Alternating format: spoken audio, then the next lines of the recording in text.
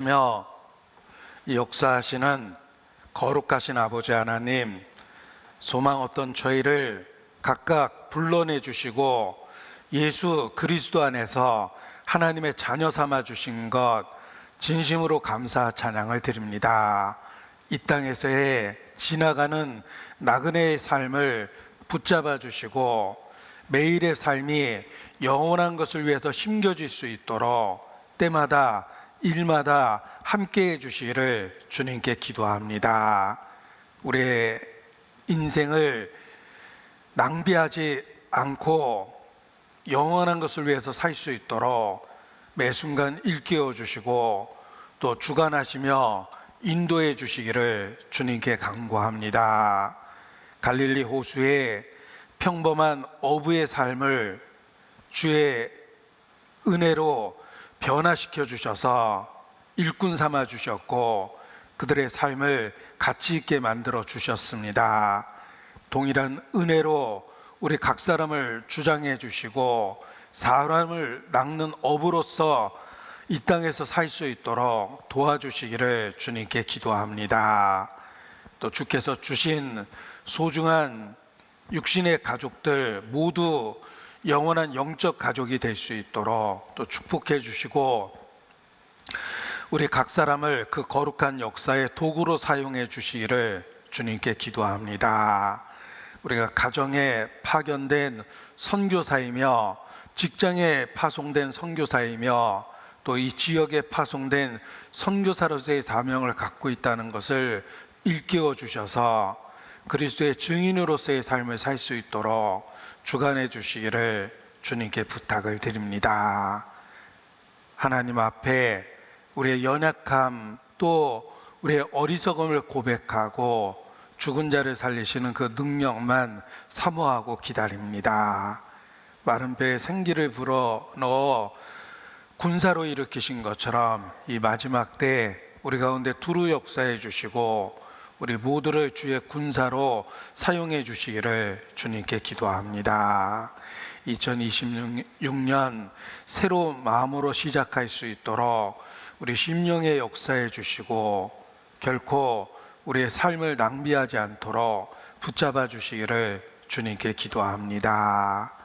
이 시간 함께 하신다는 약속의 말씀을 의지하고 주님만 바라보고 주께 모든 행사를 부탁을 드립니다.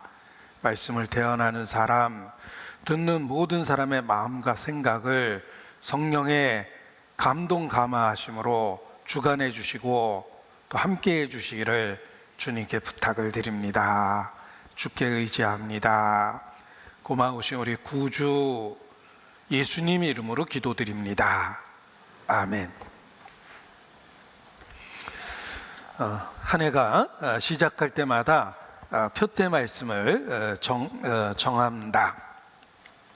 연초에 표대 말씀을 정하는 것은 단지 일회성이 아니라 1년 내내 그 말씀을 붙잡고 삶의 방향을 갖고 살자라는 마음으로 표대의 말씀을 정합니다.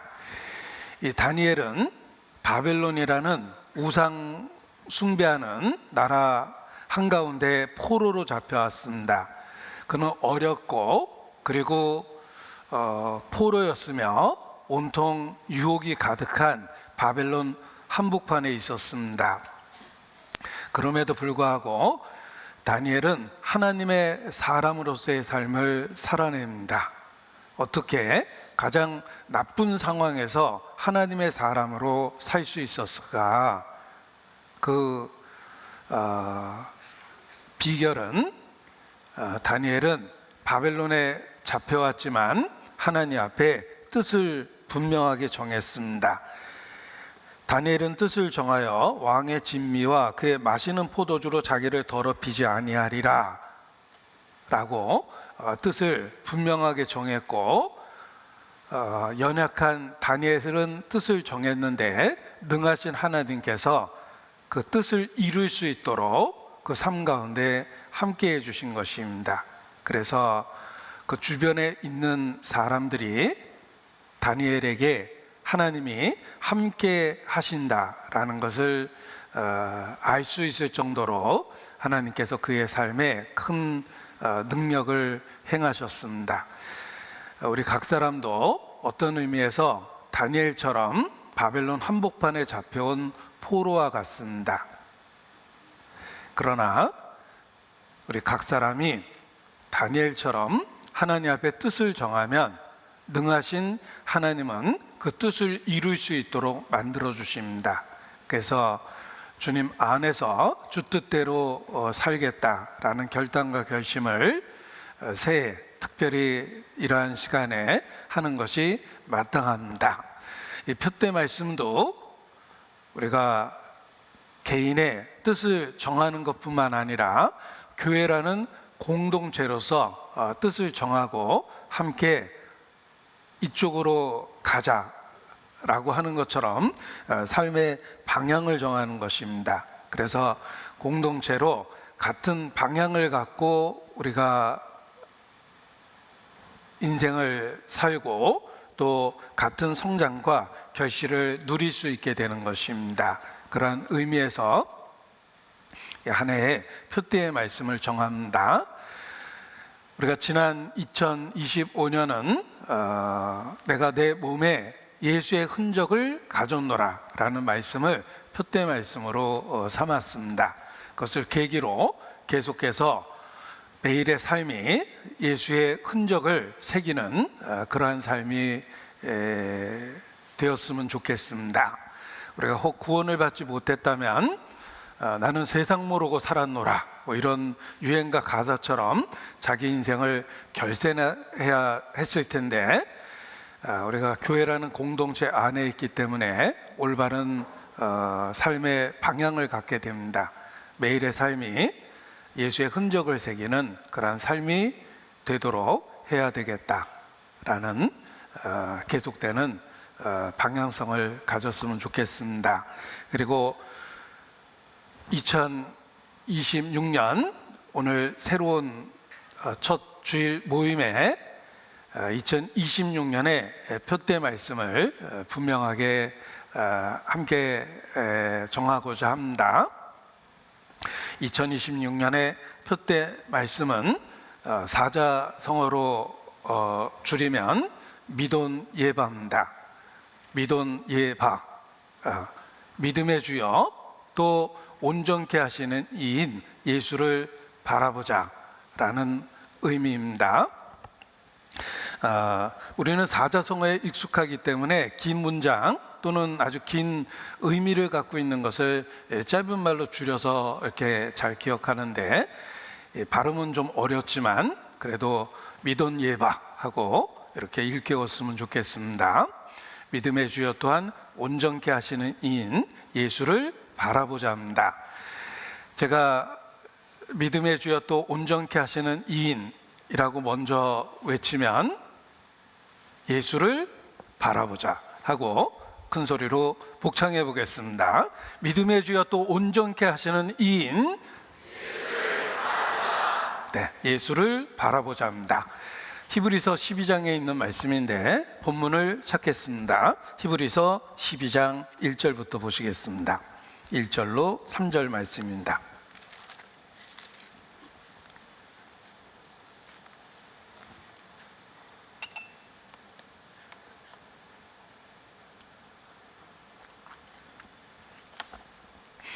히브리서 12장 1절로 3절 천천히 함께 읽겠습니다.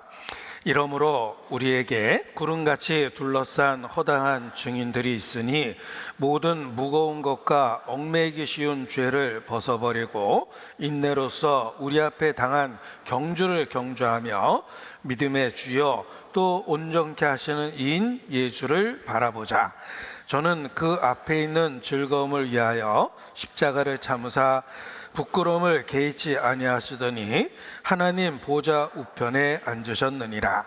너희가 피곤하여 낙심치 않기 위하여 죄인들의 이같이 자기에게 거역한 일을 참으신 자를 생각하라. 우리의 신앙을 한마디로 표현하면 예수 그리스도입니다. 우리의 신앙생활은 예수 그리스도를 생각하고 예수 그리스도를 바라보는 것입니다. 예수를 생각하고 예수를 바라보자. 이것이 우리 신앙 생활이라고 한마디로 표현해 볼 수 있습니다. 지금 읽은 본문 속에 예수를 바라보자, 그리고 3절 끝에 생각하라 라는 이런 말씀이 있습니다. 우리 신앙생활은 한마디로 예수님을 생각하고 예수님을 바라보는 것입니다. 예수님은 누구시며 어떤 일을 하셨고 어떤 일을 하시고 있고 어떤 일을 하실 것입니까?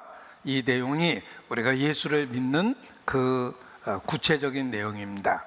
예수님은 누구시며 무슨 일을 하셨고 무슨 일을 하시고 있고 무슨 일을 하실 것인가? 예수님은 육체를 가지신 하나님, 어려운 말로 성육신, 육체를 갖고 이 땅에 오신 하나님 자신이십니다. 그러한 내용을 우리는 독생자, 하나님의 아들이시다 라는 말로 고백하는 것입니다. 하나님이 육체를 갖고 오셔서 무슨 일을 하셨고 무슨 일을 하시고 있고 무슨 일을 하실 것입니까? 예수님은 초림, 처음 육체를 갖고 이 땅에 오셔서 구속의 역사를 완성하셨습니다. 다 이루었다라는 승리를 선언하셨습니다. 그리고 재림, 하나님의 나라를 시작하셨고 완성하기 위해서 다시 이 땅에 오실 것입니다. 저리로서 산자와 죽은 자를 심판하러 오시리라 라는 사도신경의 고백은 초림했던 그 예수께서 다시 하늘로부터 이 땅에 나타나시는데, 그때는 심판자로 이 땅에 나타나신다는 것입니다. 그리고 이 초림과 재림 그 사이에 성령으로 이 땅에 함께 계십니다. 예수님은 하늘에 오르사 하나님 우편에 앉아 계시는데, 예수께서 하나님 우편에 앉아 계심으로 말미암아 이 땅에 우리 가운데 성령을 보내주실 수 있게 된 것입니다. 예수님이 속죄를 완성하시고 승천하셔서 하나님 우편의 중보의 위치에 있기 때문에 아직 죄 가운데 있는 우리 가운데 거룩한 성령께서 머물게 되신 것입니다. 지금은 우리 가운데 역사하고 계십니다. 그래서 우리 믿음의 내용은 육체를 갖고 이 땅에 오신 하나님, 독생자를 믿으며 그가 구속의 역사를 완성하셨고 장차 저리로서 하늘 보좌로부터 이 땅에 왕권을 갖고 임하실 것입니다. 그리고 지금은 성령으로 우리 가운데 함께 계십니다. 우리가 믿고 있는 내용이 그러합니다. 그래서 우리의 신앙생활은 그러한 예수님을 생각하고, 무조건 믿는 게 아닙니다. 생각하고 바라보는 것입니다. 예수를 생각하라, 예수를 바라보라. 이것이 우리 그리스도인의 신앙생활입니다. 하나님께서 이 땅에 하시는 일을 설명해 주기 위해서 성경에 그 환상을 통해 비유적인 그 계시를 주셨습니다. 혹 오고 가시면서 예수를 바라보자 라는 슬로건이 써 있는 것을 보시게 될 텐데, 그 배경 화면에 그림이 있습니다.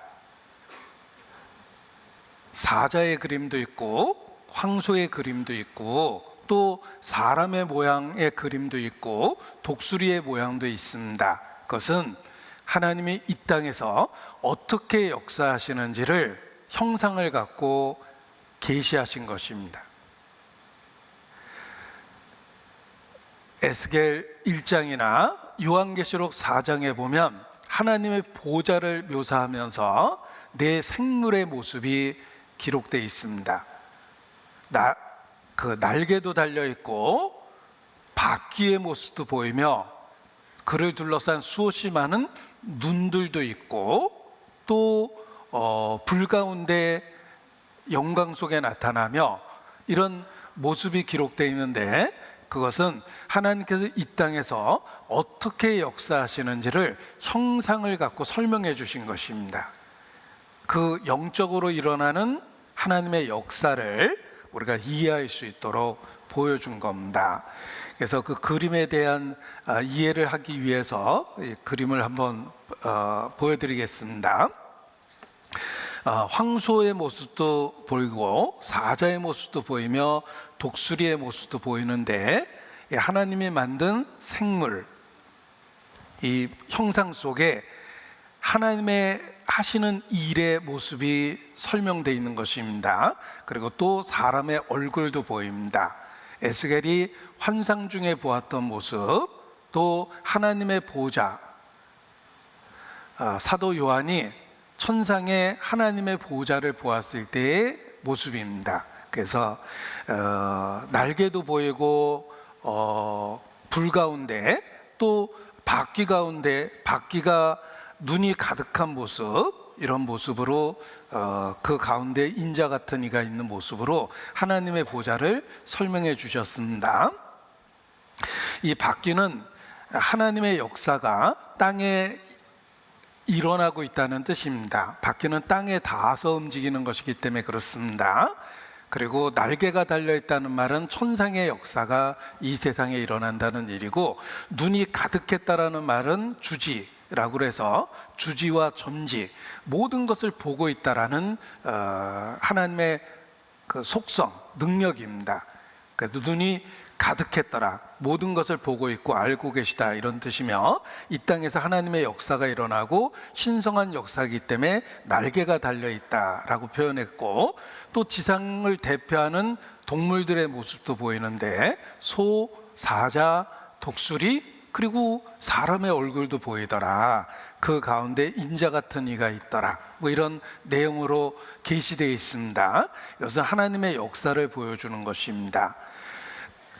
예수님에 대한 생애를 기록한 복음서가 마태복음은 사자복음, 마가복음은 소의 복음, 누가복음은 인자, 사람과 관련된 복음, 또 요한복음은 독수리의 복음, 이렇게 설명하는 이유도 하나님이 어떤 분이며 어떤 일을 하시는지를 비유적으로 설명해 준 겁니다.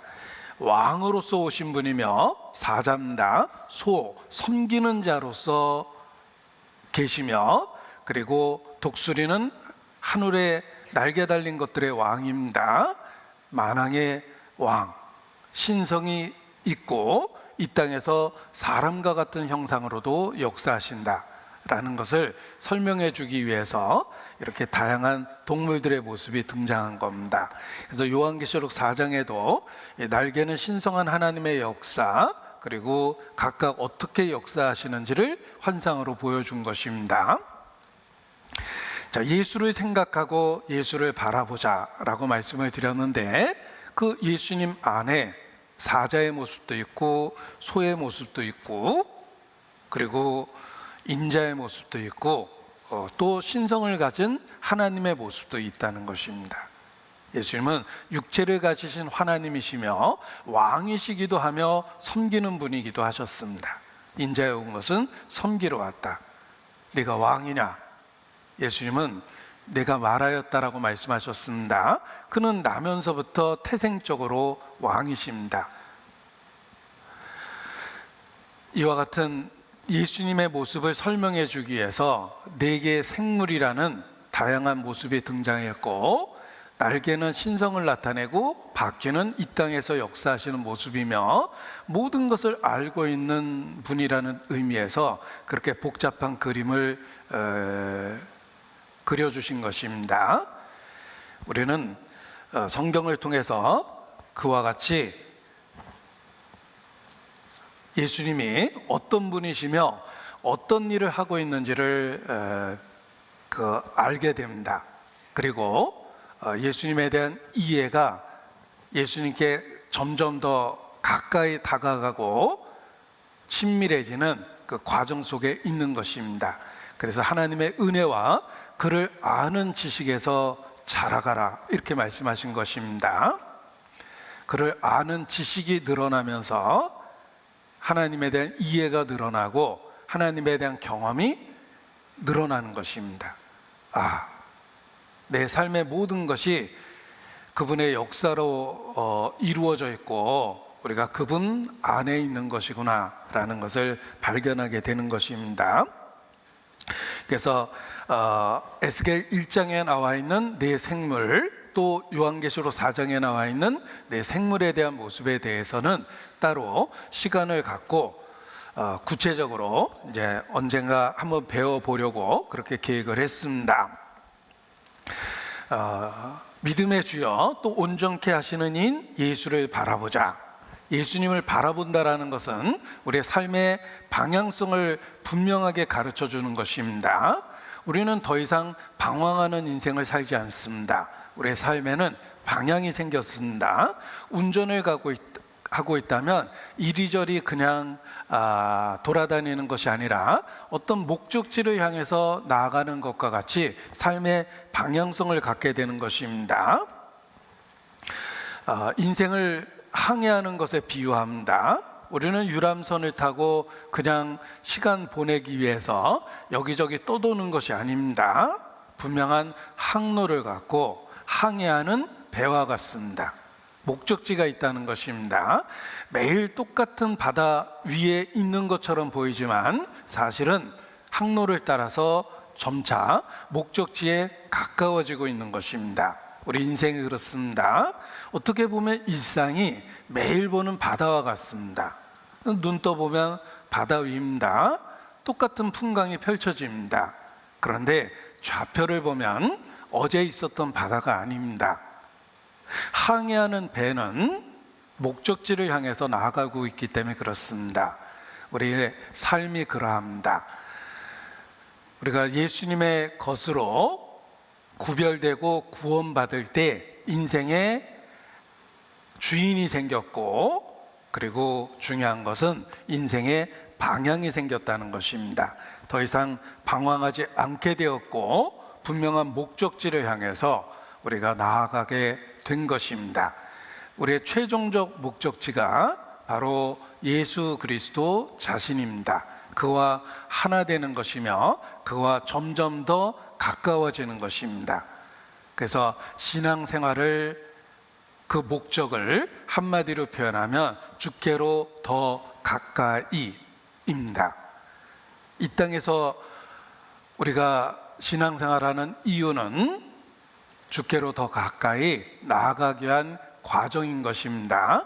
그래서 예수님을 알고 믿게 되었을 때 더 이상 방황하는 삶이 아니라 우리는 목적지를 향해서 나아가고 있는 삶을 살게 된 것이다. 방랑자가 아니라 인생의 여행자, 분명한 목적지를 갖게 된 사람이 된 것입니다. 그저 시간을 이리저리 허비하고 소비하는 게 아닙니다. 우리는 시간을 허비하고 소비하는 것을 시간을 죽인다고 그러죠. 그래서 아무 의미 없는 영화를 킬링 타임용이라고 이야기합니다. 그야말로 킬 타임, 시간을 죽이는 겁니다. 그리스도인의 삶은 그러한 삶이 아닙니다. 의미가 있고 가치가 있고 목적이 있는 생산성을 갖고 있는 삶을 살게 된 것입니다. 방향성이 생겨서 그렇습니다. 그 방향성이 우리를 구원하신 구세주 자신입니다. 예수를 위해 살고 예수를 위해 죽는다. 우리의 삶의 방향은 예수님 자신이 된 겁니다. 그 아들의 형상을 본받는 것, 이것이 이 땅에서의 우리의 삶의 과정이고 목표입니다. 우리를 구원하신 그 아들의 형상을 본받는 것, 그리고 마침내 주님이 저리로서 다시 오시면 우리가 그와 같을 줄 안다, 완전하게 그의 형상으로 변화될 것이라는 최종적 목표를 갖고 이 땅에 살고 있다는 것입니다. 예수를 생각하고 예수를 바라보는 것, 이것이 우리의 삶의 방향성입니다. 드디어 인생의 길을 알게 된 겁니다. 예수께서 내가 길이요 라고 선언하셨습니다. 그 길은 생명의 길이고 우리가 생명의 더 풍성함을 주께로 다가갈수록 누리게 되는 것입니다. 예수님을 생각하고 예수님을 바라보면 그 결과 너에게 평강이 있을지어다 라는 예수님의 음성을 계속해서 듣게 됩니다. 우리 마음에 평강이 넘치게 됩니다. 우리는 생로병사라는 삶의 규칙 속에 있습니다. 태어났고 죽음을 향해서 나아가며 그 과정 속에서 늙고 병들고 초라해집니다. 그럼에도 불구하고 생로병사라는 인생의 노정 속에서도 주께로 더 가까이 가기 때문에 우리 마음에 평강이 넘치게 됩니다. 너에게 평강이 있을지어다 라는 말씀은 지금도 계속되는 것입니다. 우리가 예수를 생각하고 예수를 바라볼 때 너에게 평강이 있을지어다 라는 응답을 계속해서 받게 됩니다. 늙고 병들고 흔들리고 초라해 보이고 낙심될 때 예수를 생각하고 예수를 바라보면 너에게 평강이 있을지어다 라는 말씀이 응답이 됩니다. 그래서 가장 나쁜 상황 속에서도 내게 강 같은 평화 넘친다 라고 찬양할 수 있는 것입니다.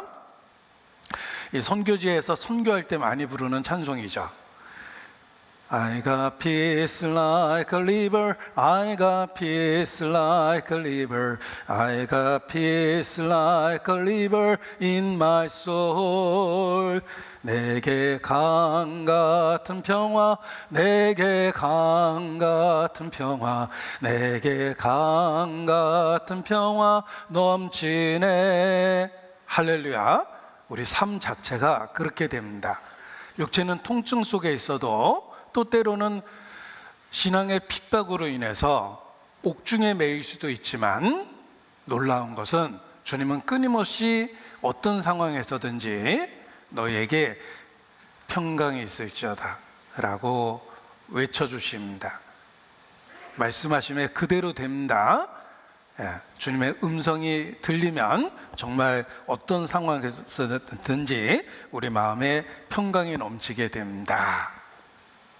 예수를 생각하고 예수님을 바라보십시오. 매일의 삶에 평강이 넘치고 그 결과 감사와 찬양이 입술에만 아니라 얼굴에도 나타나고 삶에도 나타날 것입니다. 그렇습니다. 그래서 구원받은 이후에 예수님을 생각하고 예수님을 바라보면 생각만 해도, 구주를 생각만 해도 이렇게 좋거든.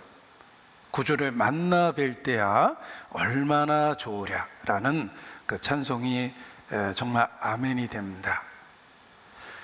예수님이 좋은 걸 어떡합니까? 우리 저 중고등부가 이렇게 찬양을 했는데 저는 이 액션에서 더 큰 은혜를 받았습니다. 정말 온몸으로 춤추고 싶은 말 아닙니까? 예수님이 좋은 걸 어떡합니까? 세상의 어떤 것도 바꿀 수 없네. 예수님이 좋은 걸 어떡합니까? 그 찬송을 부르다 보니까 구원받기 전에 불렀던 유행가 가사도 생각났습니다. 구원받기 전에는 나 어떡해 막 그러고 있었거든요. 똑같은 어떡해인데 내용이 확 달라졌죠. 그 전에는 방황하고 있었기 때문에 나 어떡해가 그냥 내 인생의 그냥 넋두리였습니다. 어떡할까. 그런데 구원받고 예수를 생각하고 예수님을 바라보면 예수님이 좋은 걸 어떡합니까가 돼버립니다. 너에게 평강이 있을지어다. 그 음성을 듣게 되기 때문에 그렇습니다. 예수님을 생각하고 예수님을 바라보십시오. 바라본다고 그랬죠? 시선을 집중하는 겁니다. 영어로 focus on Jesus. 힘들 때 제가 노트에 씁니다. 집중하다, focus라고 그러죠. Focus on Jesus. 예수를 생각하고 예수를 바라보는 겁니다. 우리 삶의 시선을 주님께 고정하는 겁니다. 복잡한 상황이 있고 해결 못할 문제들이 벌어지고 삶은 분주합니다. 그 삶이 우리를 슬프게도 하고 아프게도 하지만 예수를 생각하고 바라보면 그러한 우리에게 평강이 있을지어다 외쳐주십니다. 그리고 나는 주님을 바라봤는데 주님은 내 삶의 변화를 일으켜서 언행의 변화를 줍니다. 말투가 바뀌고 행동이 바뀝니다. 우리의 삶이 점차 주님의 모습을 닮아갑니다. 예수님을 생각하고 예수님을 바라보고 있기 때문에 그렇습니다. 그리고 정말 힘든 상황 속에서 그래도 예수님을 생각하고 예수님을 바라봤는데 우리에게 주신 최종적인 소망 때문에 현재의 삶에 대한 인내, 참는 것이 생깁니다. 그래서 견뎌집니다. 사망의 음침한 골짜기를 지날지라도 그 지나가는 그 상태를 잘 견뎌냅니다. 왜냐하면 지나가고 있다는 걸 확실히 알고 있기 때문에 그렇습니다. 쉴만한 물가 푸른 초장으로 나아가고 있는 과정일 뿐입니다. 우리를 혹 사망의 음침한 골짜기로 인도하셨다면 틀림없이 과정입니다. 얼마나 좋은 것이 앞에 있길래 이쪽 길로 가는 것일까? 그 길을 지나면 쉴만한 물가 푸른 초장이 있기 때문에 그 험한 길로 우리를 인도하시는 것입니다. 그래서 예수님을 생각하고 예수님을 바라볼 때 우리가 신앙을 지키고 올바로 살게 되는 것입니다. 이러한 우리의 신앙생활 노정에서 그 과정에서 우리는 많은 증인들을 살펴볼 수 있습니다. 우리가 걷는 이 길은 이미 많은 증인들이 이미 걸어간 길이며 그 길을 걸어갔던 증인들이 우리를 격려하고 있습니다. 나도 그때 힘들었습니다. 그러나 나도 그 과정을 거쳐서 지금 이곳에 와 있듯이 지금 그 힘든 길을 걷고 있는 당신도 그 과정을 겪고 있을 뿐입니다. 힘을 내십시오 라는 증인들이 우리를 둘러서고 있습니다.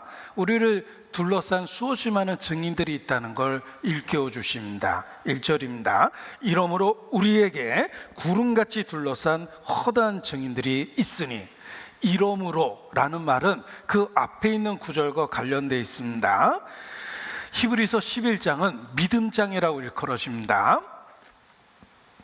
믿음장, 믿음의 선진들에 대한 이야기가 가득합니다. 많은 등장인물이 있는데 실명으로 구체적으로 기록된 사람만 세어보면 16명입니다. 아벨, 에녹, 노아, 아브라함, 사라, 이삭, 야곱, 요셉, 모세, 라합, 기드온, 바락, 삼손, 입다, 다윗, 사무엘. 우리가 구약 성경을 통해서 익히 익숙한 이 믿음의 선진들에 대한 이름이 구체적으로는 16명 기록되어 있습니다.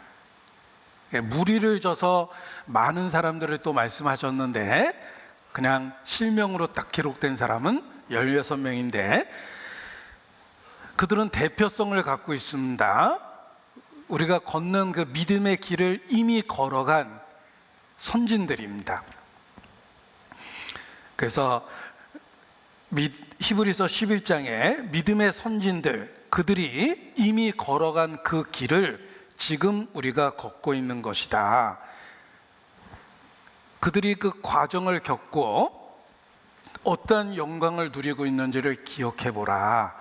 그들이 지금 이 길을 걷고 있는 우리들에게 증인과 같은 역할을 해서 현재 어려움을 견딜 수 있게 만들어 줄 것이다 라는 뜻입니다. 이러므로 우리에게 구름같이 둘러싼 허다한 증인들이 있다. 이미 수없이 많은 결과를 갖고 있는 증인들이 있다는 것입니다. 우리가 똑같은 육체를 갖고 똑같은 어려운 상황 속에서, 아니 더 극적으로 어려운 상황 속에서 그럼에도 불구하고 신앙을 지켰던 그들의 삶을 생각해 보라라는 것입니다. 우리가 삶의 시련과 고통이 있을 때 욥을 생각합니다. 욥은 인생이 경험할 수 있는 모든 시련을 한 번에 다 당했습니다. 그것도 아주 짧은 시간 안에. 수없이 많은 사람이 겪어야 될 고통을 단 한 사람이 인생 속에 그 일이 일어났는데 그게 바로 욥입니다. 그럼에도 불구하고 욥은 결과적으로 그 과정을 통해서 하나님께 철저하게 돌이키게 됐고 하나님이 주신 결과를 누리게 됩니다. 우리에게 믿음의 선진들이 있습니다. 우리가 걷고 있는 이 길이 그 과정 속에서 힘들고 어렵다 하더라도 결코 포기해서는 안 되는 영광의 길이라는 것을 믿음의 선진들이 우리에게 강력하게 증언해 주고 있다는 것입니다. 구름같이 둘러싼 허다한 증인들이 있습니다. 성경에 있는 믿음의 선진이 그러하며 2000년 기독교 역사 속에 이미 그 길을 걸어갔던 믿음의 선진들이 그러합니다. 그들은 우리에게 증인이 돼서 결과에 대한 보증을 해주고 있습니다. 인류 역사 속에 오랫동안 임상적으로 검증된 약이 있습니다. 이거 아빠 어렸을 때부터 먹었던 약이야. 그리고 그 약이 효과가 있다는 것을 어린 시절부터 경험했기 때문에 내가 우리 아이들을 키우면서 똑같이 그 약을 먹였던 경우도 있습니다. 이것은 임상적으로 경험이 된 거고 내 삶 속에서도 경험이 된 겁니다. 우리가 걷는 믿음의 길이 그러합니다. 100% 결과를 갖고 있다는 걸 믿음의 증인들이 보증하고 있습니다. 그들은 험악한 삶을 살아냈지만 그럼에도 불구하고 그 모든 과정 속에 정말 주님은 함께 하셨고 최종적인 승리를 주셨습니다. 우리에게는 수없이 많은 증인들, 믿음의 선진이라는 증인들이 있습니다. 우리는 그러한 그들의 삶을 살펴보고 현재 내가 어떻게 이 과정을 겪어내야 될지 교훈을 얻고 지혜를 얻을 수 있습니다. 그들의 다양한 상황과 사건은 믿음이 그럼에도 불구하고 그 모든 상황 속에서 답이 됐다는 걸 가르쳐 줍니다. 하나님하고의 관계라는 그 믿음이 그들의 다양한 상황 속에 모든 상황 속에 사실 답이 됐습니다. 히브리서 11장은 그러한 이야기를 하고 있습니다. 그들은 살았던 시대가 다르고 처했던 사건과 상황이 다 다릅니다. 그럼에도 불구하고 공통점은 저희가 믿음으로 그 답을 얻었다는 것입니다. 히브리서 11장 32절 내가 무슨 말을 더하려 얼마나 많은 증인들을 대야 되겠냐. 기드온, 바락, 삼손, 입다, 다윗과 사무엘과 및 선지자들의 일을 말하려면 내게 시간이 부족하리로다. 저희가 믿음으로 나라를 이기기도 하며 의를 행하기도 하며 약속을 받기도 하며 사자들의 입을 막기도 하고 불의 세력을 멸하기도 하며 칼날을 피하기도 하며 연약한 가운데서 강하게 되기도 하며 전쟁에 용맹되어 이방 사람들의 진을 물리치기도 하며 다양한 상황과 사건 속에 있었습니다. 그런데 공통점은 그들은 믿음으로 그 모든 과정에서 결국은 승리했다라는 것입니다. 우리의 인생 7, 80에서 겪는 일들은 그 복잡하고 극적인 다양한 사건에 비하면 아주 평범한 일상들입니다. 누구든지 겪을 수 있는 그런 일들이에요.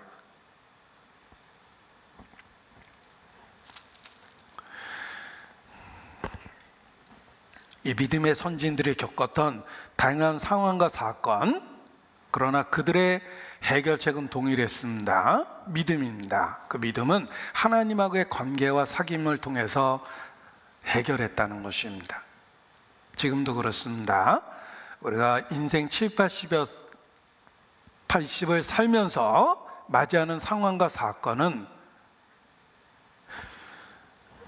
앞서간 믿음의 선진들에 비하면 평범한 일상일 수 있습니다. 예를 들면 삶의 무게, 의식주를 해결하기 위한 어려움들, 불경기에 살기 참 어렵죠. 이것은 어떤 의미에서 믿음의 선진들이 겪었던 극적인 사건에 비하면 그냥 일상입니다. 의식주의 무게를 없이 인생을 살아낸 사람은 없습니다. 저는 역사에 이름을 남긴 위인전을 읽으면서 가장 교훈됐던 것 중에 하나입니다. 그들이 그렇게 특별한 위인이 됐다라는 것보다도 그들은 정말 특별한데 내가 겪는 삶의 고통은 다 겪었어요. 예를 들면 천재 그러면 누구 생각하시겠습니까? 갑자기 제가 이름이 생각이 안 나서 이는 MC 자승, 상대성 원리, 아인슈타인.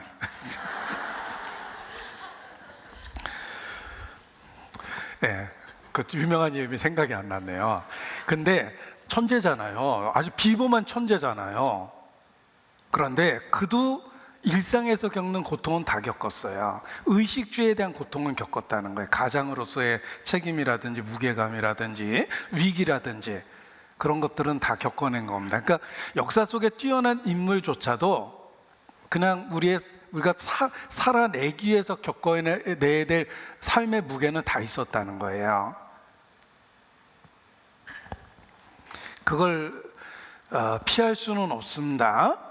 우리가 되게 고통받는 것들은 삶의 무게예요. 의식주와 관련한 것들, 육체가 있으니까 노화와 질병을 경험하죠. 아프죠. 정말 힘들죠. 근데 안 아픈 사람은 사실 없어요. 다 아프고 다 힘들고, 그리고 그 과정을 앞에 겪냐 뒤에 겪냐지만 살면서 다 겪게 돼 있습니다. 어떤 의미에서 고난의 총량이 똑같다라는 의미를 하잖아요. 그는 삶을 분석해 보면 다 비슷하다는 뜻입니다. 내가 보기엔 참 유복한 사람인데 고난의 질량을 재보면 뭐 비슷하더라, 그렇습니다. 그런데 아무튼 우리가 겪는 그 다양한 상황과 사건, 나는 처음 겪는 일이니까 힘들 수밖에 없는데 분명한 답은 믿음이에요. 믿음의 증인들도 다양한 상황, 또 더 극적인 사건 속에서도 믿음으로 답을 얻었다는 것입니다. 우리도 마찬가지입니다. 하나님하고의 관계와 사귐, 그것을 통해서 삶의 문제를 해결할 수 있습니다. 아들을 아끼지 않고 내어주신 분을 우리가 믿습니다. 그렇다면 일회적 사랑이 아니라는 거예요. 하나님은 사랑이십니다. 변하지 않는 사랑이십니다. 따라서 현재 나의 삶 가운데서도 아들을 아끼지 않고 내어주는 사랑으로 나를 지켜보고 내 삶을 관리하고 계십니다. 우리가 현재 어떤 상황 속에 있든지 답은 믿음입니다. 우리 믿음의 선진들도 다양한 상황 사건 속에서 믿음으로 답을 얻었듯이 우리가 예수님을 생각하고 예수님을 바라보는 것, 그것이 결국은 해답입니다. 우리 삶의 해답이에요. 내가 이 삶의 무게를 잘 감당하고 주님 앞에 설 수 있는 비결은 구세주를 현재의 삶에서 바라보고 생각하는 겁니다. 우리의 구세주는 단지 역사적으로 한때 일회적으로 나에 대한 사랑을 보여준 것이 아니라 그 이후 지속적으로 내 삶 가운데 함께 하시는 분이기 때문에 그렇습니다. 그래서 예수를 생각하고 예수를 바라보는 것, 그것이 우리가 다양한 상황과 사건 속에서 결국은 답이다. 믿음이 그 다양한 상황과 사건에 대한 해답이 됐던 것과 같은 것입니다. 우리는 이미 믿음의 선진들이 겪어낸 일을 현재 시간에 겪고 있을 뿐입니다. 그리고 그들이 답을 얻었듯이 우리도 그 믿음으로 답을 얻고 주님 앞에 서게 될 것입니다. 에레미야 6장입니다. 에레미야 6장 16절.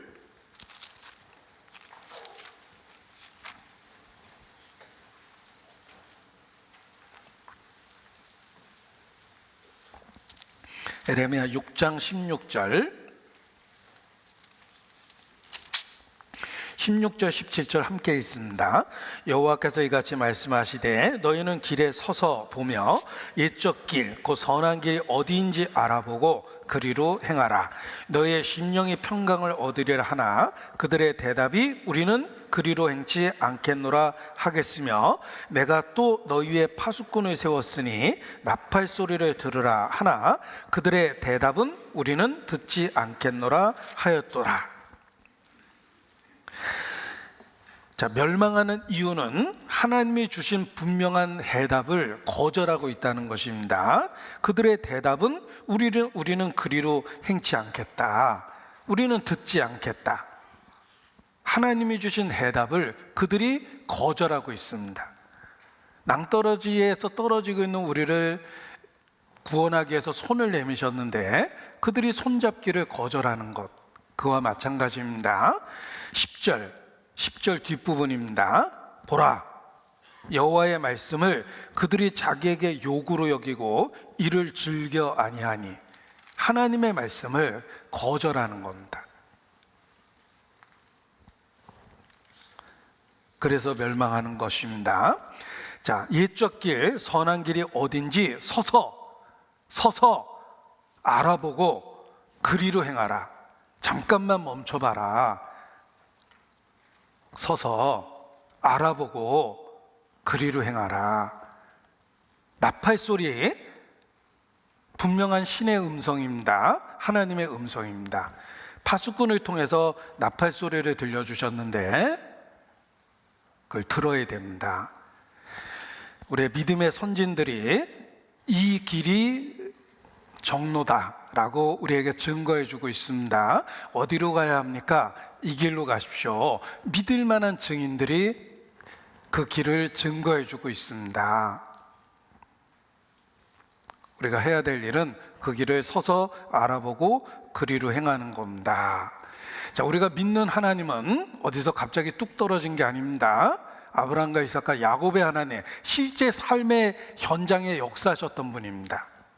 아브라함과 이삭과 야곱의 삶 속에 실제로 계셨습니다. 아브라함과 이삭과 야곱의 하나님이 그들의 삶 속에서 어떻게 행하셨는지, 그들이 어떻게 했는지 살펴보십시오. 우리의 삶의 현재 문제에 대한 답을 얻게 된다는 것입니다. 믿음의 증인들이 있습니다. 우리는 그 길을 가고 있는 겁니다. 성경이 우리에게 위로가 되는 이유는 아브라함이 걸어왔던 그 길, 이삭이 걸었던 그 길, 야곱이 걸었던 그 길, 다윗이 걸었던 그 길을 우리에게 분명하게 알려주고 있기 때문입니다. 우리가 해야 될 건 듣고 순종하고 아멘하고 그 길로 가는 겁니다. 이리로 행하라 라고 말씀하셨습니다. 진리는 불변합니다. 우리는 믿음의 선진들과 같은 진리를 믿고 있는 것입니다. 따라서 그들의 삶을 서서 보고 살펴보면 지혜를 얻게 되어 있습니다. 단지 세상 책을 읽으면 책은 책대로 읽고 내 삶은 내 삶대로 그냥 있습니다. 아무런 도움이 안 됩니다. 그런데 성경 말씀은 살아있고 운동력이 있습니다. 아브라함과 이삭과 야곱의 하나님이 현재 나의 하나님이기 때문에 그들의 삶에 대한 기록이 현재 나에 대한 답이 될 수밖에 없습니다. 왜냐하면 그들의 삶 속에 역사하신 그 하나님이 현재 내 삶 가운데 동일하게 역사하기 때문에 그렇습니다. 아브라함은 어떻게 했을까? 이삭은 어떻게 했고 야곱은 어떻게 했을까? 그들의 삶의 행적이 현재 나의 삶에 대한 지침이 되는 것입니다. 이단을 볼 때 참 안타깝습니다. 더 안타까운 건 거짓을 붙잡고 있음에도 불구하고 자기 것에 대한 대단한 자부심이 있습니다. 제가 복음을 진지하게 증거하면 증거할수록 그들은 비웃습니다. 기본적이고 기초적인 거라고, 자기는 옛날에 다 아는 거라고 비웃습니다. 그리고 차원 높은 더 높은 지식이 있다라고 이야기하며 엉뚱한 것을, 잘못된 것을 이야기합니다. 그들의 잘못된 것이 너무 슬프고, 더 슬픈 건 그 잘못된 것을 붙잡고 대단한 자부심을 갖고 있는 그들이 더 슬픕니다. 그들은 결코 아브라함과 이삭과 야곱의 하나님을 믿지 않습니다. 왜냐하면 아브라함과 이삭과 야곱은 그렇게 하지 않았습니다. 예수님 당시에 예수님이 똑같은 탄식을 하셨습니다. 유대인들은 자부심이 있었어요. 아브라함과 이삭과 야곱의 직계손이라는 자부심이 있었습니다. 우리 아버지는 아브라함이시라. 대단한 자부심이 있었습니다. 예수님은 그들을 책망하십니다. 너희가 아브라함의 자손이라면 아브라함의 행사를 해야 할 것이거늘 아브라함은 이렇게 하지 아니하였느니라. 너희 아비는 마귀니라. 너희들의 행함은 마귀의 행적 속에 그대로 있다. 아브라함은 그렇게 하지 않았다. 이렇게 말씀하셨습니다. 우리 자신도 마찬가지입니다. 우리의 신앙이 과연 믿음의 선진들이 걸었던 그 신앙일까 확인하고 확증해야 됩니다. 서서 보고 확인해 봐야 돼요. 우리가 성경이 생생하게 위로가 되는 것은 같은 하나님을 믿고 있기 때문입니다. 찬송가 부르면 은혜가 되는 이유는 그들 마음속에 있던 그 신앙이 내 안에 같이 있기 때문에 공감이 돼서 공명이 되는 겁니다. 마음의 울림이 큰 거예요. 우리를 둘러싼 많은 믿음의 선진들이 증인이 되어 있습니다. 나의 믿음의 선진들과 같은지, 역사 속에 구별됐던 소수의 크리스천들, 진리로 인해 핍박받았던 소수의 그들과 같은지 확인하고 확증해야 됩니다. 확증되기 때문에 그들의 격려를 받고 위로를 받는 겁니다. 우리에게 구름같이 둘러싼 허다한 증인들이 있습니다. 자, 예수를 생각하고 예수를 바라보자. 왜 예수를 생각하고 예수를 바라봐야 될 것인가? 예수님은 길이요 진리요 생명입니다. 예수를 생각하고 바라보는 것은 우리에게 생명을 주고 생명의 계속적인 공급자이시기 때문에 그렇습니다. 예수님을 바라봐야지만 그 아들의 형상을 본받게 됩니다. 예수님을 바라봐야지만 현재의 고난을 넘어 궁극적인 결과를 바라보며 현재의 어려움을 이길 수 있습니다. 그래서 예수님을 바라봐야 되는 거예요. 자, 예수님을 생각하고 바라봐야 될 첫 번째 이유는 생명이시기 때문에 그렇습니다. 우리의 생명이 되셨어요. 살기 위해서 예수를 생각하고 예수를 바라봐야 됩니다. 생명의 빛입니다. 태양을 통해서 지구가 생명력을 공급받습니다. 예수님은 우리에게 생명의 빛이세요. 빛을 바라봐야 돼요. 예수님은 하늘로서부터 온 떡입니다. 먹으면 영생하는 물과 같습니다. 다시는 목마르지 않습니다. 먹고 마셔야 되죠. 우리는 살기 위해서 먹고 마십니다. 예수님을 생각하고 예수님을 바라보는 이유는 생명이시기 때문에 그렇습니다. 살기 위해서 예수님을 바라보고 생각하고 바라봐야 되는 것입니다. 요한복음 3장입니다. 예수께서 직접 말씀하셨습니다. 요한복음 3장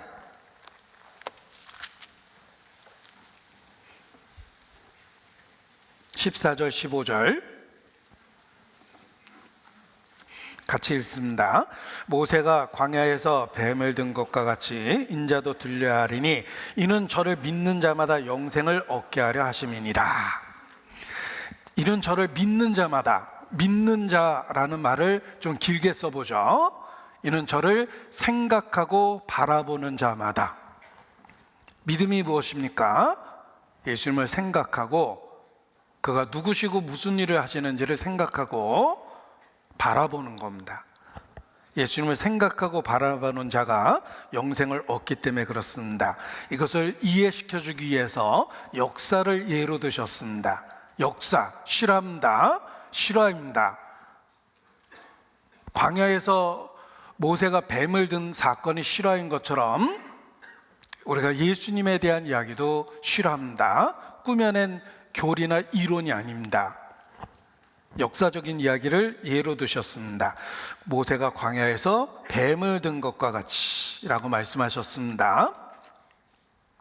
모세가 광야에서 뱀을 들었다. 민수기 21장에 있는 사건인데 성경은 예수 그리스도에 대한 예표로 가득합니다. 그 중에 하나가 민수기 21장의 놋뱀의 이야기입니다. 우리가 예수님을 어린 양, 하나님의 어린 양이라고 이야기합니다. 천국에 있는 예수님은 어린 양이에요. 요한계시록의 천국에 있는 예수님은 어린 양입니다. 제사 개념에서 나온 거예요. 의미를 가르쳐 준 거죠. 그 중에 하나가 놋뱀 사건입니다. 이 놋뱀 사건 보십시오. 민수기에 보면 이스라엘이 광야에 있을 때 겪었던 일입니다. 모세의 놋뱀 사건을 언급하고 있습니다. 모세가 광야에서 놋으로 만든 뱀을 든 것처럼 예수 그리스도께서 놋뱀처럼 들리셔야 한다는 뜻입니다. 당시 이스라엘 백성들은 이집트를 탈출하여 가나안 땅에 들어가기까지 광야에서 헤맸습니다. 험난한 광야 생활로 인해 백성들은 원망과 불평을 쏟아내기 시작했습니다. 광야 40년을 겪었습니다. 이집트에 있을 땐 이렇지 않았는데 차라리 구원 안 받은 게 나을 뻔했다, 이런 식의 표현입니다. 어느 날 마음이 상한 백성이 하나님과 모세를 원망까지 했습니다. 이 원망이 큰 죄입니다. 우상 숭배의 간음, 큰 죄죠. 그처럼 큰 죄가 원망이에요. 하나님의 선한 섭리를 저버리는 겁니다. 원망했습니다. 그리고 보이지 않는 하나님에 대한 원망이 보이는 모세에 대한 원망으로 다 나타난 거예요. 하나님은 원망하는 이스라엘 백성에게 불뱀을 보내어 많이 죽게 했습니다. 징벌을 내리셨습니다. 그러자 이스라엘 백성이 자신들의 잘못을 빌었고 모세는 백성을 위해 하나님께 기도했습니다. 중보자가 필요했습니다. 모세, 그는 예수님에 대한 예표죠. 우리의 삶에 중보자가 있다는 뜻입니다. 하나님은 장대에 놋뱀을 달아 쳐다보는 자는 살려주겠다 하시며 다시 한번 이스라엘 백성에게 살 수 있는 은혜, 기회를 주셨습니다. 모세는 놋뱀을 만들어 장대 위에 높이 달았습니다. 하나님의 약속은 쳐다본즉 살 것이다. 그 말을 믿고 놋뱀을 쳐다본 사람들은 생명을 구했습니다. 광야의 범죄로부터 용서를 받았습니다. 우리의 노정, 광야, 우리의 과정 속에서 여러 죄가 있는데 결국은 중보자 대신 그리스도로 말미암아 회복된다는 것입니다. 놋뱀을 쳐다본 즉 살 것이다. 하나님의 약속이며 이는 장차 예수님이 우리를 구원하실 걸 보여줍니다. 불뱀에게 물리면 독이 온몸에 퍼집니다. 생존이 불가능합니다. 처참해지죠? 무능합니다. 스스로 해결할 수 없습니다. 단지 장대의 놋뱀을 쳐다보는 행동, 그 고개를 드는 것만으로도 살 수 있었습니다. 가장 쉬운 걸 방법으로 주셨습니다. 광야에서 독사에게 물린 이들이 놋뱀을 쳐다보기만 하면 구원을 받은 것처럼 죄인인 인간은 예수 그리스도를 믿기만 하면 구원을 받습니다. 장차 예수님이 십자가에 들려야겠다, 이 말씀의 의미를 가르쳐주기 위해서 놋뱀 사건을 예로 드셨습니다. 놋뱀을 쳐다본 즉 산다. 십자가에 못 박힌 예수, 그 의미를 자기의 것으로 받아들이면 산다. 그가 찔림은 우리의 허물로 인함이었습니다. 그래서 그리스도의 십자가를 통해 구원받을 것을 이렇게 분명하게 말씀해 주셨습니다. 지금도 여러 곳에 뱀과 관련한 치유, 라는 의미가 들어 있습니다. 이 광야 사건을 기점으로 해서 이 사건이 전 세계에 알려지고, 그리고 뱀과 치료라는 두 단어가 연결돼서 사람들이 기억하기 시작했기 때문에, 요건 우크라이나 전도했을 때 약국 표시입니다. 약국 표시인데 여기 뱀 그려져 있죠. 예, 뱀 보신 파는 거 아닙니다. 예, 약국이란 뜻이에요. 약국 표시입니다.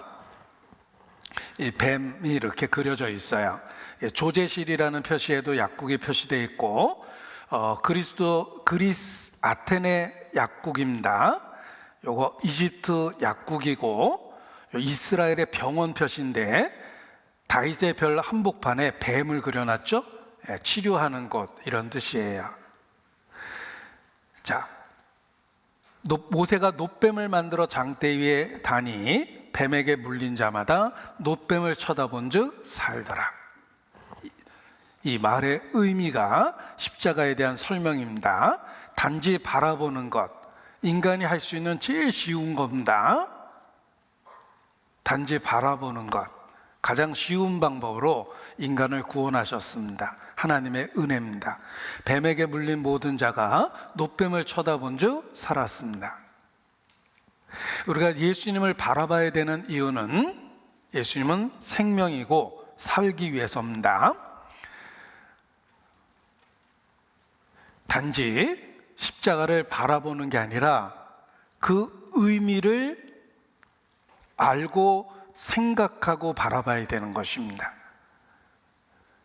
죄 없는 분, 능력 있는 분이 무력하게 십자가에 못 박히셨습니다. 성경은 그 이유를 대속이라고 이야기합니다. 그 대속의 의미를 아담 때부터 가르쳐 주셨습니다. 아담이 범죄한 그 순간에 하나님은 가죽옷을 지어 입혀서 그의 부끄러움을 가려주셨습니다. 생명이 희생돼서 부끄러움이 가려졌다라는 것을 분명하게 보여준 거예요. 예수님은 우리의 생명이시기 때문에 우리는 예수님을 생각하고 바라보는 것이며, 생명 현상은 계속해서 누리는 겁니다. 영적 생명을 계속 누리는 방법은 예수님을 생각하고 계속해서 바라보기 때문입니다. 그는 우리의 생명이시며 일회적인 생명이 아니라 현재 누리는 생명의 지속성을 줍니다. 그리고 예수님은 영원한 생명이기 때문에 우리가 누리고 있는 그 생명이 영원토록 지속될 거라는 걸 믿는 것입니다. 영원토록 그 생명이 지속되고 있다는 말은 우리를 죽기까지 한 그 사랑이 지금도 계속돼서 우리를 돌봐주고 있다는 뜻입니다. 우리를 죽기까지 한 그 사랑이 일회성이 아니라는 걸 기억하십시오. 생명은 지속성이 있죠. 사랑도 지속성이 있고, 예수님의 생명은 영원한 생명이기 때문에 우리에게 지속적인 생명을 주는 것이며, 사랑이 계속되고 있다는 걸 알 수가 있는 겁니다. 예수를 생각하고 예수를 바라보라.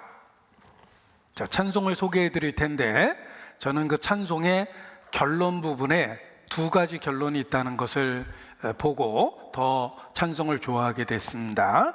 너를 자녀 삼으셨다. 그래서 주님만 바라봐라. 라는 두 가지 큰 핵심을 갖고 있는 찬송입니다. 하나님께 찬양과 경배하는 자, 하나님의 선하심을 닮아가는 자, 너의 모든 것 창조하신 우리 주님이 너를 자녀 삼으셨네. 너를 자녀 삼으셨네. 이게 첫 번째입니다.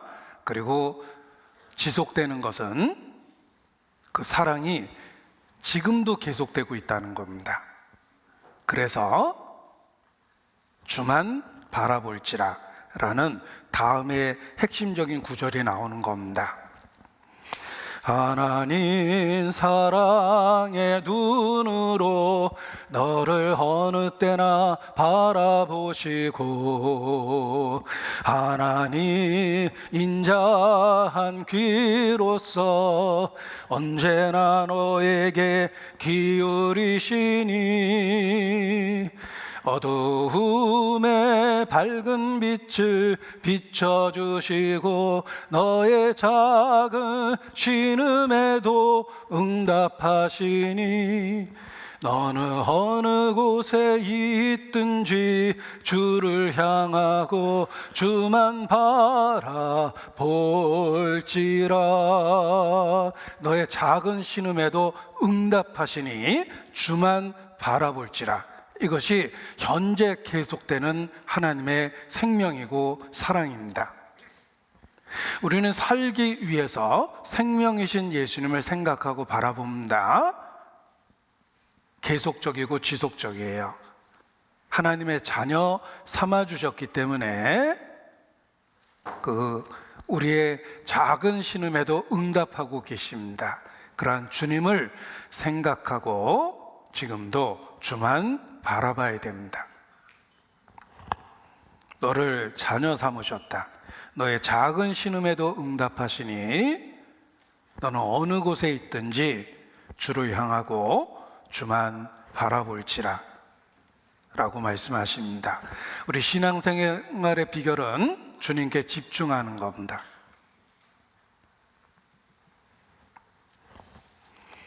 이사야서 45장 22절, 역사 속에서 굉장히 유명한 구절입니다.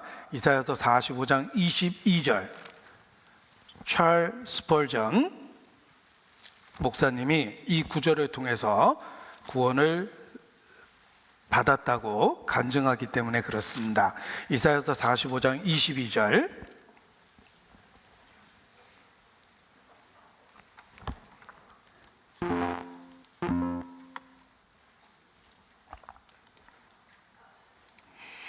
자, 찰스 스펄전 목사님은 1800년대 영국의 설교자입니다.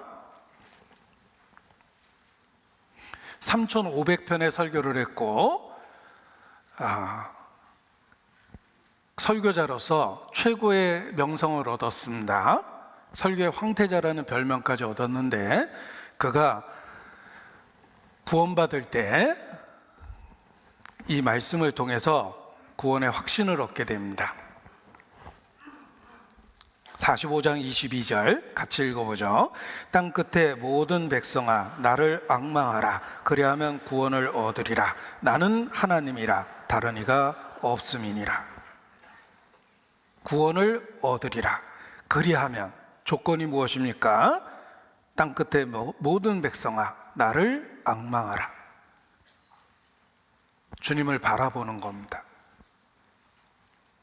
바라보는 것으로 구원을 약속하셨습니다. 나를 바라보라. 스펄전 목사님은 이 구절을 통해서 구원의 확신을 얻게 됩니다. 그는 5년 동안에 엄청난 고통과 고민을 합니다. 고통을 받고 고민을 했어요. 자신의 구원 문제 때문에 5년 동안의 어두운 시간을 보냈는데 하나님의 율법이 얼마나 두렵고 무서운지 절실히 깨달아졌고 자기에게 태양이 없어진 것과 같았고 일체의 소망이 사라진 것과 같았다. 그러한 때 어느 날 눈보라가 졌고 늘 다니던 교회에 갈 수가 없어서 자기 집 근처 가까운 교회에 갔답니다.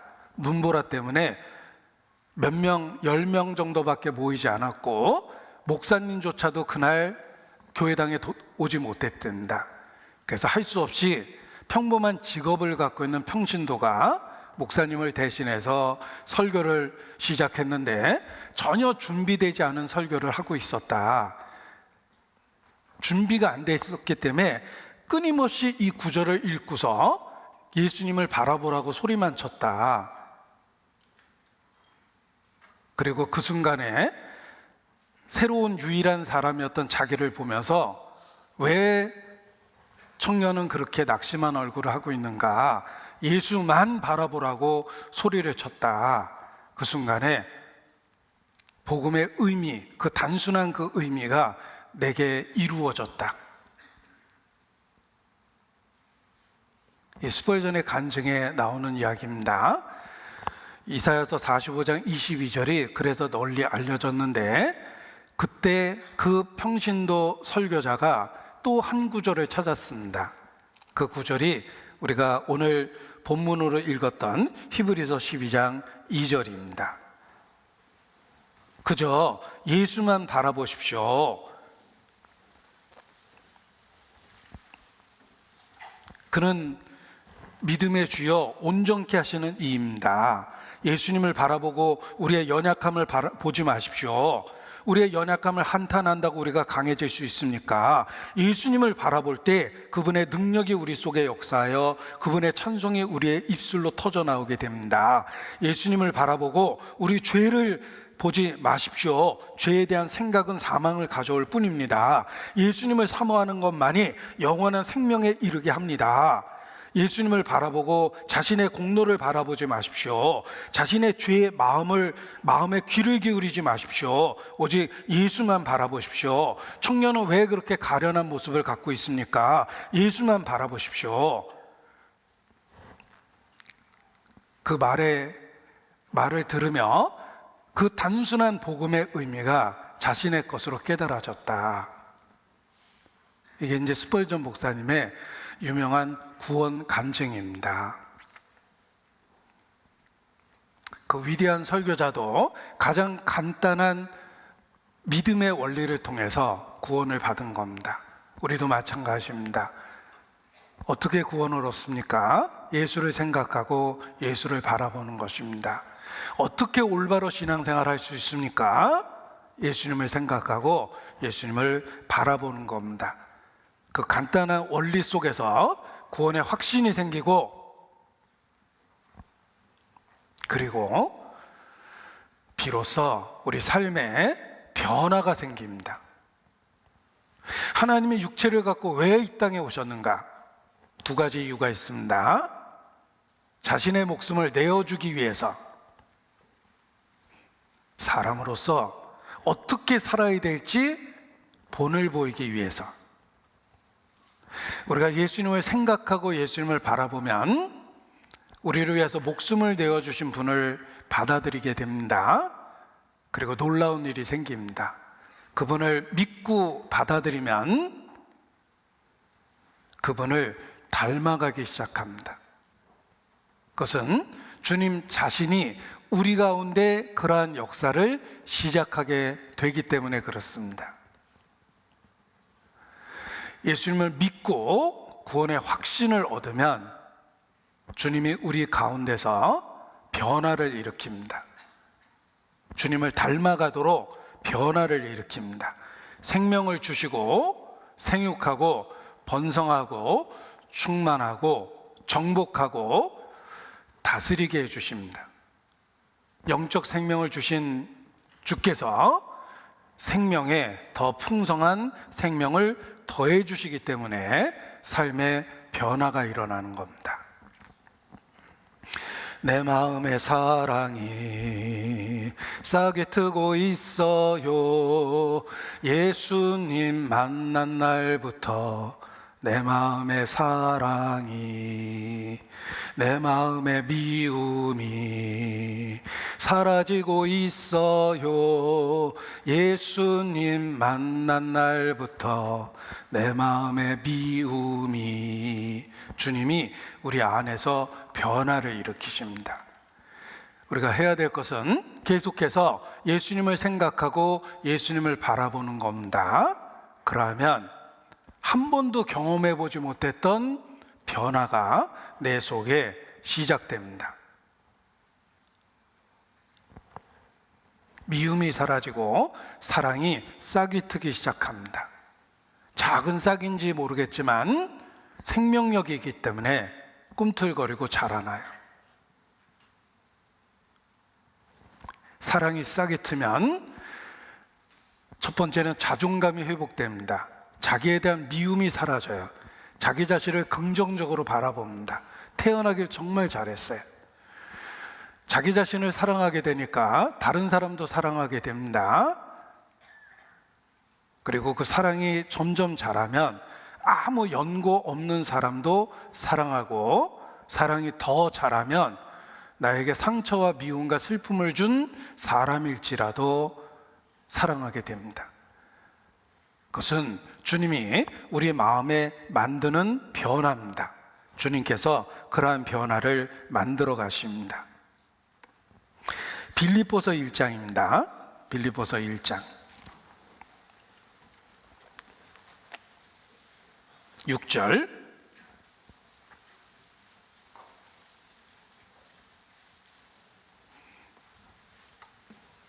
빌립보서 1장 6절 함께 읽습니다. 너희 속에 착한 일을 시작하신 이가 그리스도 예수의 날까지 이루실 줄 우리가 확신하노라. 예수님을 생각하고 예수님을 바라보면 우리 속에 착한 일을 시작하신 이가 그 일을 점점 이루어 가십니다. 그래서 변화가 생기는 겁니다. 땅이 혼돈하고 공허하며 흑암이 깊음 위에 있을 때 하나님의 신이 수면에 운행하십니다. 하나님이 가라스되 성령이 운행하시며 하나님의 말씀이 주어집니다. 빛이 있으라. 어둠 속에 빛이 생겨서 빛과 어둠이 구별됩니다. 우리 마음에 그러한 창조의 역사가 일어납니다. 없었던 것들이 생겨요. 땅이 혼돈하고 고고하며 흑암이 깊음 위에 있는 우리의 심령에 성령이 역사하며 말씀을 통해서 빛을 만들어내시는 거예요. 없었던 것들이 생깁니다. 하나님께서 내 속에 착한 일을 시작하신 겁니다. 그래서 계속해서 예수님을 생각하고 바라보면 우리가 그 아들의 형상으로 변화되며 최종적인 그 본을 향해서 나아가게 되는 겁니다. 말투가 바뀌고 생각이 바뀌고 행동이 바뀝니다. 유명한 소설이 있습니다. 어린 시절 읽혀졌던 소설인데 나다나엘 호손이라는 사람이 쓴 큰 바위 얼굴이라는 책입니다. The Great Stone Face, 나다나엘 호손이라는 사람이 쓴 소설입니다. 이 주인공이 살고 있는 동네에 큰 바위가 있었는데 사람의 얼굴, 인자한 사람의 얼굴을 형상과 비슷한 그 바위가 있었습니다. 그 동네에는 전설이 있었습니다. 어느 날 이 동네에 저 큰 바위 얼굴과 같은 그런 인자한 모습을 갖고 있는 위대한 사람이 태어날 것이라고, 나타날 것이라는 전설이 있었습니다. 어린 소녀는 어려서부터 그 바위를 보며 그 사람을 만나기를 정말 사모했습니다. 어느 날 유명한 부자가 왔는데 그 사람을 닮았을 거라고 생각하고 달려갔는데 실망했습니다. 이 탐욕스러운 얼굴이었기 때문에 그렇습니다. 유명한 장군이 왔습니다. 저렇게 뛰어난 장군, 그 사람이면 그 얼굴을 갖고 있을까 하고 달려갔지만 거칠고 사납고 무서운 군인의 얼굴만 있었습니다. 아주 뛰어난 학자가 나타났다고 그러길래 가봤는데 역시 실망했습니다. 그는 평생 그 큰 바위 얼굴을 갖고 있는 사람이 나타나기를 기다렸는데 나이가 들어가기까지 그 사람은 나타나지 않았습니다. 그는 어려서부터 하나님을 믿었고 전도자가 됐습니다. 어려운 가운데서도 전도를 했습니다. 그런데 어느 날 나이 들어서 설교하고 있는 그의 모습을 본 사람들이 깜짝 놀랐습니다. 그 얼굴이 큰 바위 얼굴과 똑같았기 때문입니다. 자, 이 큰 바위 얼굴이라는 그 소설의 내용입니다. 어린 시절부터 그 큰 바위 얼굴에 나타난 그 인자한 모습을 갖기를 원하고 그런 사람을 만나기 원하고 쳐다봤던 그가 점점 그 바위에 있는 얼굴처럼 변화됐던 것입니다. 우리 신앙생활을 그런 재미난 소설로 쓴 겁니다. 우리가 예수님을 생각하고 예수님을 바라보면 어느 순간에서부터 우리의 모습이 주님을 닮아가기 시작합니다.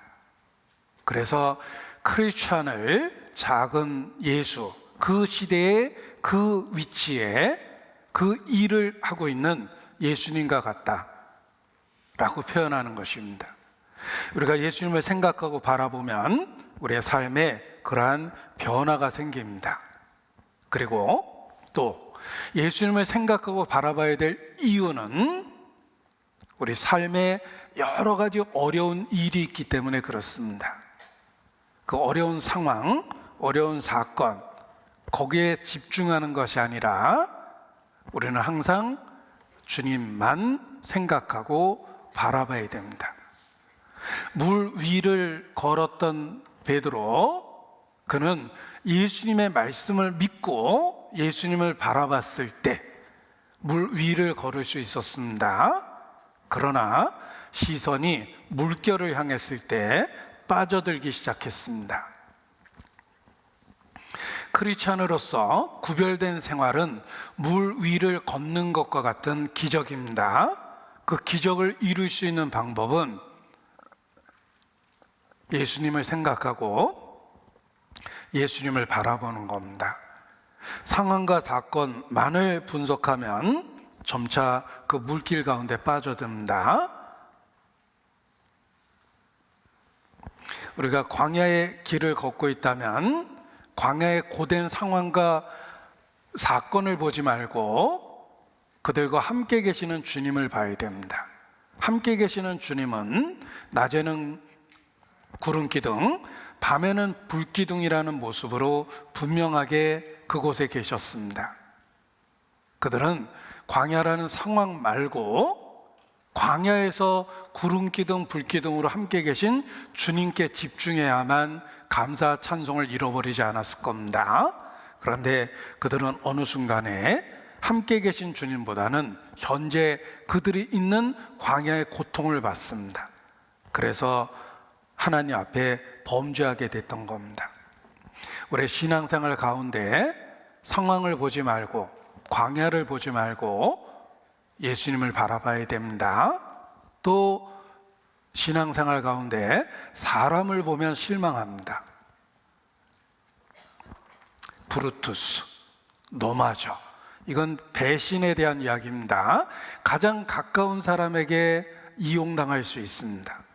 그러나 예수님을 생각하고 예수님을 바라보면 사람에게 상처받아도 우리가 신앙을 지킬 수가 있습니다. 사람을 보지 말고 예수님을 생각하고 예수님을 바라보는 겁니다. 그리고 또 있습니다. 우리가 인생을 살면 살수록 깨닫는 게 있습니다. 인간은 철저하게 무능하다는 것입니다. 한밤중에 위경련이 일어나도 인간은 무능합니다. 철저하게. 복통이 가라앉기를 기다려야 돼요.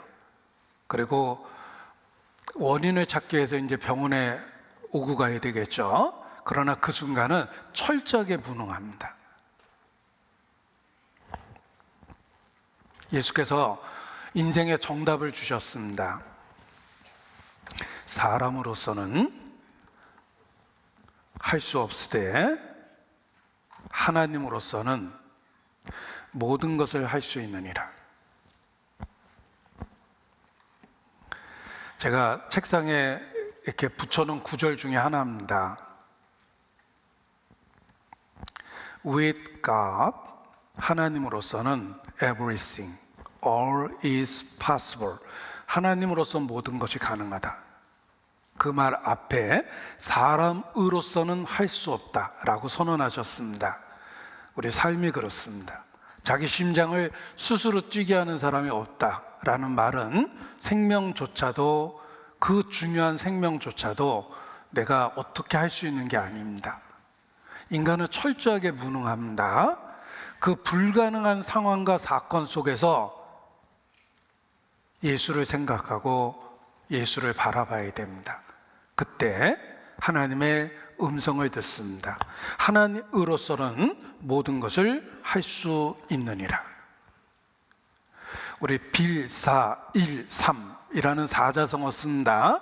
빌립보서 4장 13절이라는 뜻이에요. 빌사일삼.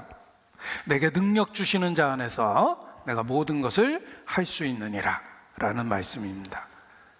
사람은 할 수 없지만 하나님으로서는 모든 일을 하실 수 있습니다. 예수님을 생각하고 예수님을 바라봐야 될 이유입니다. 그것이 현재 겪는 낙심된 상황 속에서 위로받을 수 있는 방법입니다. 우리가 살고 있는 이 세상은 낙심할 수밖에 없는 상황과 사건을 펼쳐놓습니다.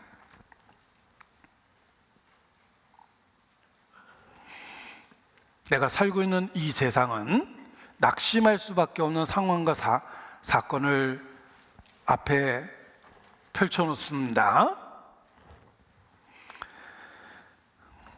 내 스스로 해결 못할 어려운 일도 있고, 우리의 신앙의 결과가 눈에 보이지 않는 때도 있습니다. 그리고 우리의 믿는 신앙이 사람들에게 올바로 평가되지 못하고 조롱받고 비웃음을 당할 때도 있습니다. 내가 목숨처럼 아끼는 이 진리를 누군가가 조롱할 때 엄청 상처를 받습니다. 낙심될 상황이 참 많습니다. 그럼에도 불구하고 그 순간에도 예수님을 생각하고 예수님을 바라봐야 됩니다. 한국 기독교는 1885년 기독교가 시작됐다고 이야기합니다. 1885년 언더우드가 한국에 온 그 시기입니다. 언더우드가 많은 일을 했기 때문에 그가 이 땅에 온 그때를 한국 기독교 역사의 시작이라고 이렇게 이야기하며 올해 140년이 되는 겁니다. 언더우드가 연세대학교도 만들고 많은 일을 했습니다. 그런데 그 언더우드가 한국에서 사역할 때 아무것도 보이지 않는 캄캄한 상황 속에 있었습니다. 자신들의 사역의 결과가 전혀 나타나질 않았습니다. 그럼에도 불구하고 예수님을 바라봤기 때문에 대한민국의 기독교에 부흥이 일어난 겁니다. 제가 언더우드 그가 초기 했던 그 시를 읽어보면 큰 위로를 받습니다. 그도 캄캄하고 어두운 그 시기에 예수님만 바라보고 믿음으로 그 어둠의 시기를 이겨냈기 때문에 그렇습니다. 언더우드 그가 1855년 한국에 왔습니다.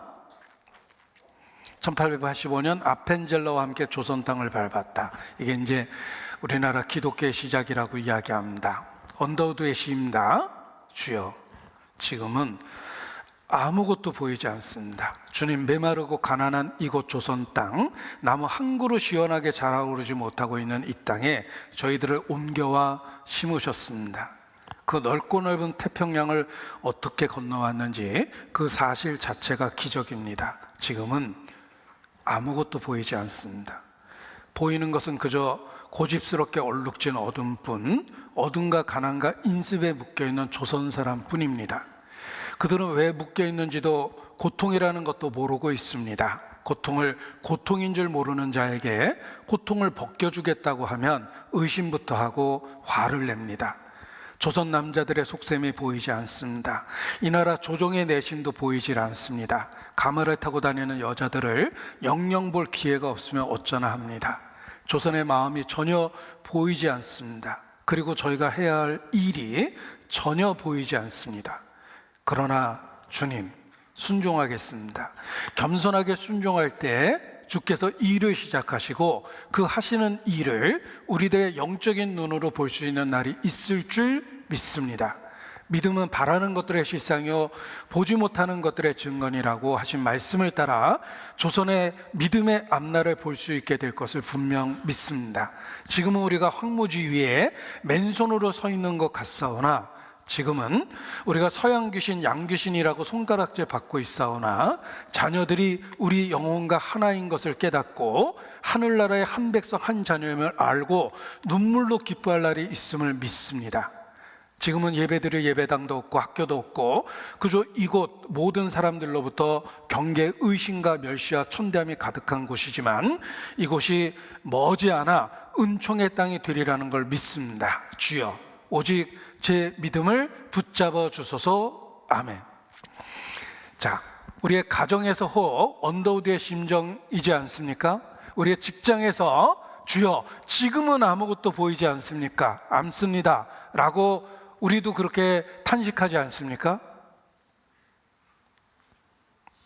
그러나 우리가 예수님만 바라보면 결국은 나 같은 사람도 구원해 주신 것처럼 복음의 능력으로 우리가 전도하려는 그 사람의 마음에 변화를 주시고 생명을 주실 것입니다.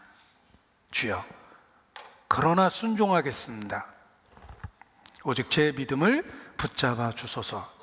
언더우드의 기도가 모든 전도를 시작하는 사람의 기도일 거라고 생각합니다. 결과가 보이지 않아도 주님만 바라보고 계속해서 씨를 뿌리면 여러 날 후에 거두리라 라는 약속이 틀림없이 이루어질 것을 믿습니다. 우리가 해야 할 것은 예수님을 생각하고 예수님을 계속해서 바라보는 것입니다. 기도하시겠습니다. 아버지 하나님, 2026년 예수님을 생각하고 예수님을 바라보는 매일매일의 삶이 될 수 있도록 주관하여 주시옵소서. 주님만 바라보고 주님만 의지합니다. 우리를 손과 발로 삼아 주셔서 가야 될 곳에 가고 해야 될 일을 할 수 있도록 주관하여 주시옵소서. 주님 안에서 내일부터 첫 번째 전도 집회가 계획되어 있습니다. 우리를 도구 삼으셔서 이뤄진 영혼들을 인도해 주시고 우리를 구원하신 것처럼 그들의 영혼도 구원해 주시기를 주님께 기도합니다. 2026년 뜻을 정하고 하나님의 사람으로 살 수 있도록 우리 모두를 일깨워 주시고 붙잡아 주시옵소서. 주님만 의지합니다. 저희를 구원해 주신 고마우신 예수님 이름으로 기도드렸습니다. 아멘. 네, 찬송